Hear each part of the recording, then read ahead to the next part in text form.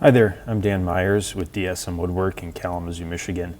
And in this video, we're going to talk about universal design in cabinetry and furniture, explain what universal design is and how it relates to our business model and what we are trying to do going forward. Universal design emphasizes the design of products and environments to be usable by all people. So it's inclusive of all ages, age inclusive, to the greatest extent possible without the need for adaptation or specialized design.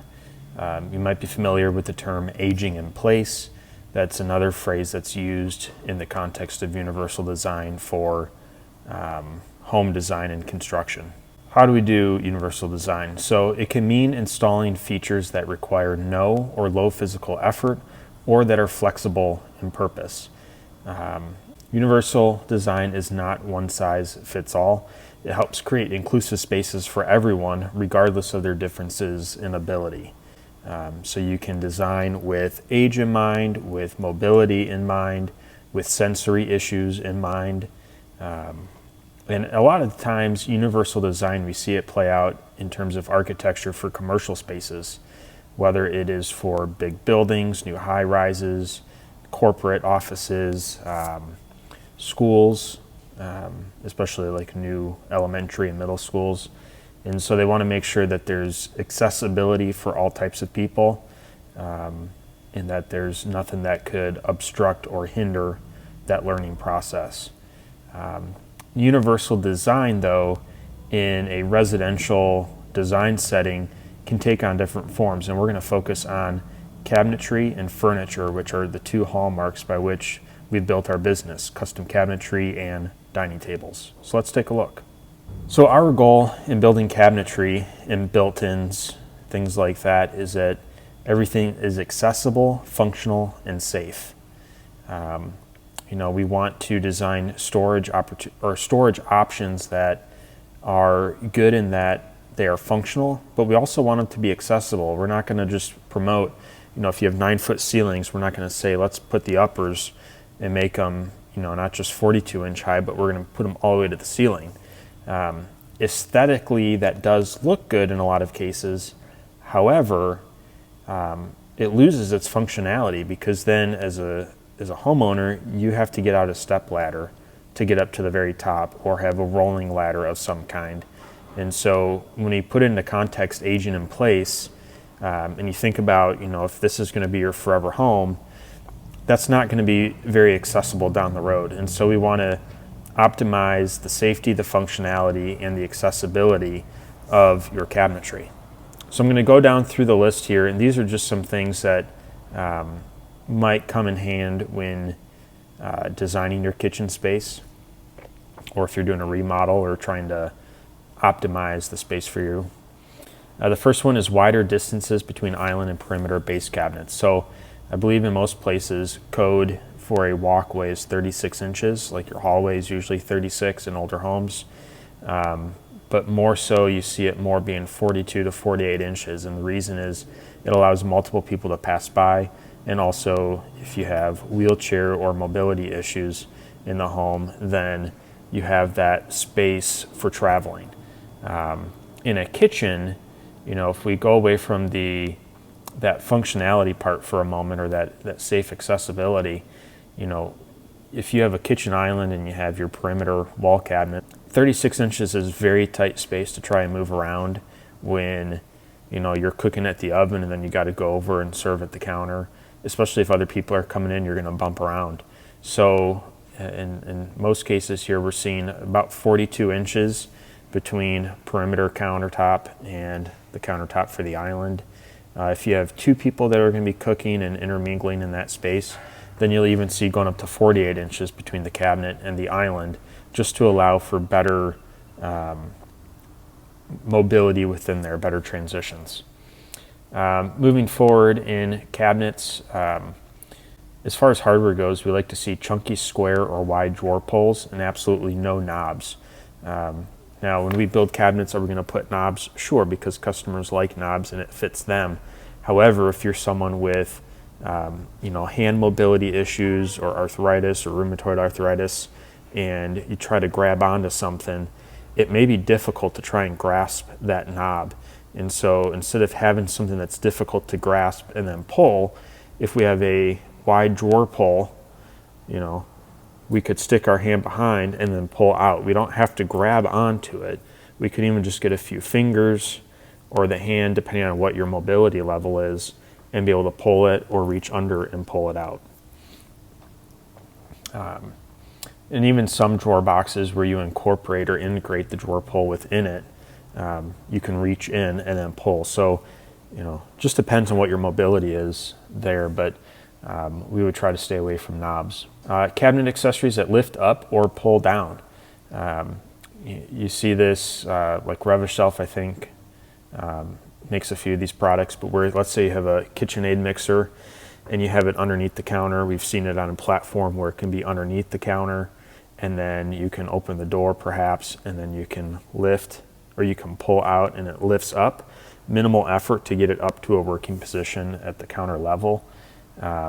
So that's like a heavy piece of appliance that would be otherwise difficult for someone to go in and grab and pull up if they don't keep it on their counter. And so this helps with that. Or there are other cabinet accessories we've seen where if you have your upper cabinets, then you can pull out and it'll swing down.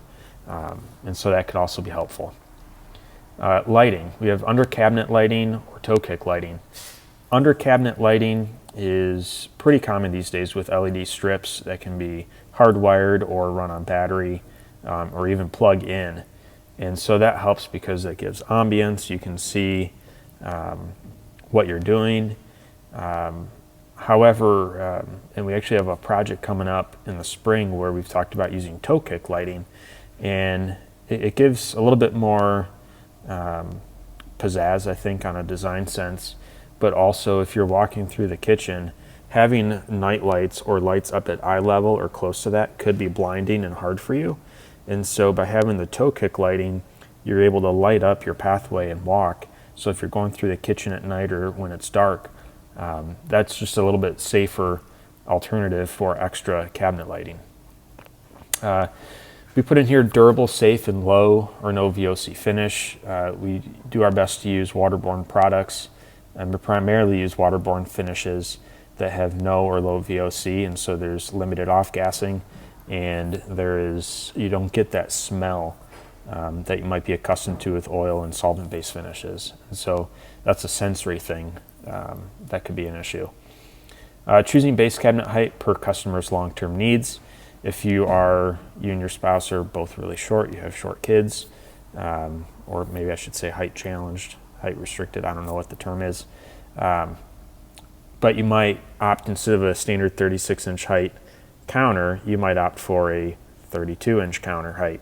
Or let's say everyone in the family is over 6 feet tall, 6'4", 6'5", then perhaps going up in the cabinet height would be more ideal for you so that you're at a more comfortable working level. Drawers or rollouts. So from a cost perspective, drawers cost more than cabinets that just have doors.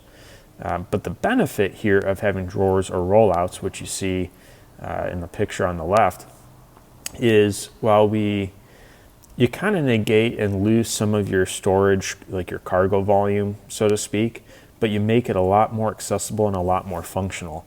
Because instead of, stooping down below the cabinet and reaching in on your knees to pull something out from the back, Tupperware that gets lost back there, or pot lids, rather than getting down to an uncomfortable position and digging through stuff, if you have it on rollouts or you have them in drawers, you can pull out with those wide drawer pulls, not the knobs, and then you can reach what you need, and it's a lot more comfortable. It's increasing accessibility, it's increasing functionality of that storage, and it is, I think, safer. And lastly, I like to limit or eliminate those terrible corner cabinets and Lazy Susans. I don't like them, that's a personal preference. But with Lazy Susans, you tend to get things that fall off depending on what you're using them for, then you have to dig around for it. They're a pain in the butt to install. So my suggestion, and it's shown in the picture here of the lovely pantry we did for a project last year, is that in the case of The upper cabinets and the lower cabinets, we don't have anything in the corner. It's dead space.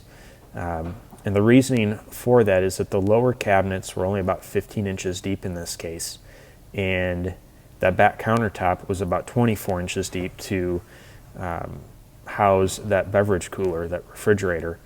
So, from the sides, if it goes all the way into the back corner of that space, well, now you've got a narrow opening that you've got to try and reach in and then reach 2 feet back, which is just plain not accessible. And so we followed that up at the top as well. We wanted to make sure that it was functional for the space and that everything was within reach. You'll also notice this was a 9-foot ceiling in this pantry. We have a 36-inch standard height for the lowers, and then the uppers, we did not go all the way up to the ceiling, and that's okay, because there's a tendency if you have space up there, you're going to try and stack stuff up there, and then you have to reach for it. In this case, you could still do that because it's open space, but by not putting actual cabinetry up there, you're limiting the possibilities of climbing up and then falling. So you have a safety issue there. That's where we're at with cabinetry and some things we like to see or incorporate or promote within our cabinet builds, just for that sake of it looking great, but also being accessible, functional, and safe. All right, so now we go into furniture. And again, we have this theme where we want our furniture to be accessible, functional, and safe, yet aesthetically pleasing. So we want it to look great, but also serve a good purpose. Here's a picture here of one of our dining table designs, and we're going to go over that design in a moment. But what we like to see from a design perspective, and I think we like to use that term mid-century modern or contemporary.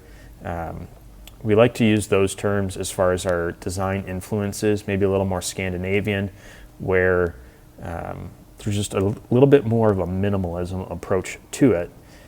So we like to skip the chunky or bulky table bases, no pedestals, because if you've been around those tables or the chunky farmhouse table legs, you smack your knee and it hurts. And it's, if there's an apron too around the base, then you have less clearance for your legs. And so I've experienced that personally, and it can just be very uncomfortable to sit at or to work around. And so we've designed a set of gathering tables, as we call them, for the sole purpose of being able to gather and have that gathering be unhindered by the base and the way the table is designed.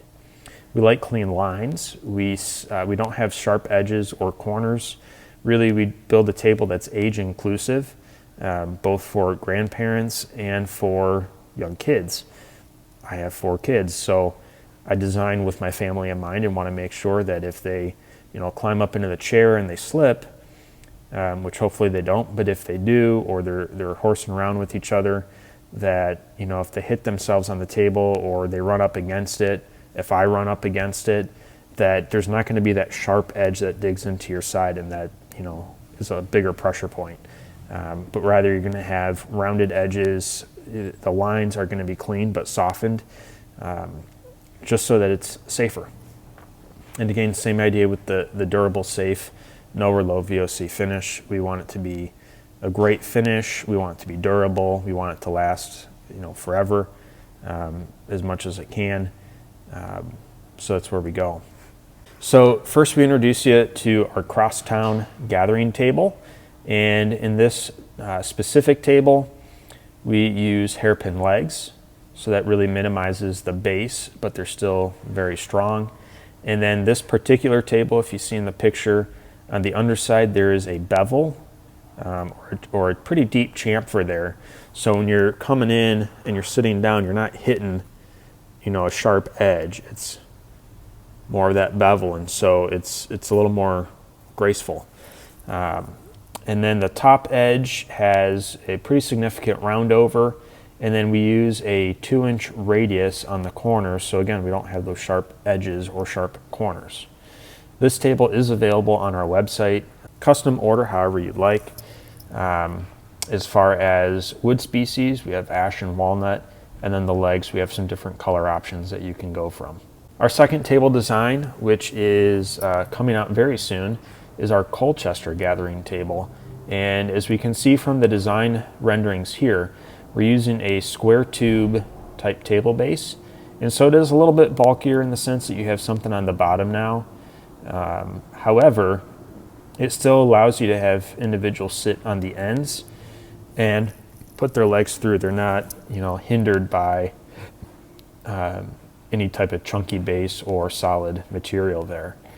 This particular table is a 6-top, so about 6 feet long, 2 on each side and 1 on each end. We do have the same 2-inch radius on the corners, and we don't show it here on the rendering, but we're going to be doing a round over on the top edge and the bottom edge. So there's no bevel like the Crosstown table, but the Colchester is going to have that round over on top and bottom, so you really soften those edges. This one is also available on our website, where you can customize it to your liking based on wood species, light being the ash, dark is the walnut, and then color legs in black or white or clear coat. So just to kind of summarize, we've talked a lot about here on universal design in sense of how we go about our cabinetry and we go about our tables.